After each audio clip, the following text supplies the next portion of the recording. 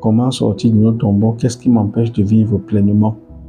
La tombe est le lieu où on ensevelit les corps et le tombeau est ce monument sur lequel, imposant ou pas, en dessous duquel on retrouve justement des corps inanimés. Et le lieu de la tombe, bien le tombeau, sont des lieux de tristesse, où on n'a qu'une vie de souvenirs avec la personne qui y réside. Et aujourd'hui, beaucoup de personnes sont dans cette situation où ils ne vivent que le souvenir. Ils sont découragés par la vie, ils pensent qu'ils n'ont plus rien à espérer. Et c'est ça, être véritablement dans un tombeau. Et être dans un tombeau, c'est croire que tout est achevé. Je comptais sur mes études pour obtenir un travail. Je n'ai pas pu faire ces études et je n'ai pas le travail. Je crois que tout est fini. Je comptais me marier. Je ne me suis pas marié. Tout est fini.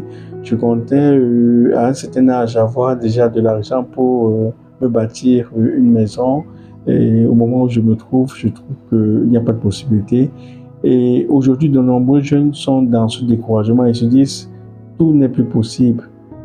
Il n'y a plus de possibilité, alors ils se versent dans le découragement et à côté de ça, ça donne la porte ouverte à toutes ces choses qui nous détruisent finalement le corps, c'est-à-dire, puisqu'on est découragé, on va vivre au jour le jour, on va se lancer dans des excitants pour essayer de réveiller le corps si on peut, on va être découragé, on va rien entreprendre.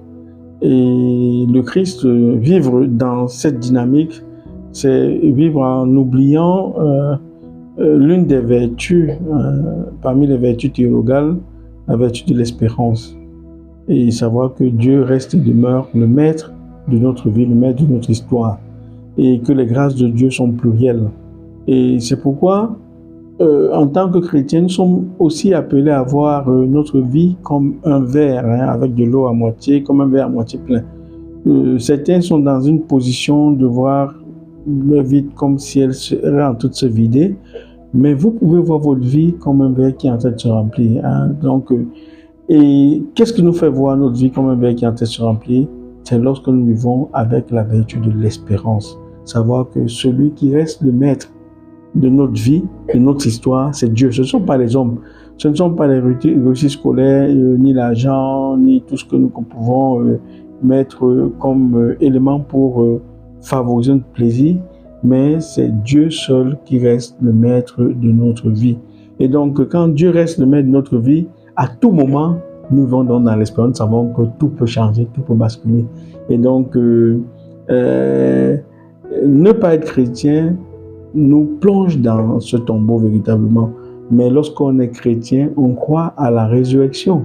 Le Christ est mort, il a passé 3 jours, il est ressuscité. C'est pourquoi le temps de Pâques est pour nous le temps de cette espérance, que nous allons sortir de ce tombeau, nous allons sortir de ces difficultés que nous traversons. Vous n'êtes pas limité par vos difficultés.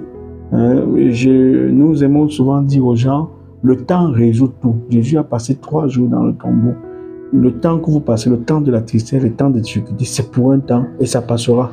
Et quand on vit dans cette espérance de la résurrection, en sachant que le Christ est ressuscité, qu'il a vaincu la mort, qui peut nous faire sortir du tombeau, alors à ce moment, il n'y a plus de raison d'être malheureux et de n'attendre que ce moment en se disant le Seigneur me sortira, il va me prendre du temps, ça va me prendre un certain temps parce que le temps appartient à Dieu, mais il me sortira de ce tombeau, je pourrai renaître, revivre de nouveau.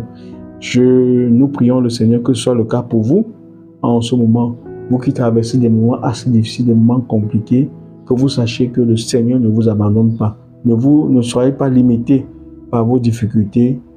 Ouvrez vos cœurs au large, à la largesse de la grâce de Dieu qui est plurielle. Et nous croyons que le Christ ressuscité fera de très belles choses pour vous. Que le Seigneur vous bénisse au nom du Père, du Fils et du Saint-Esprit.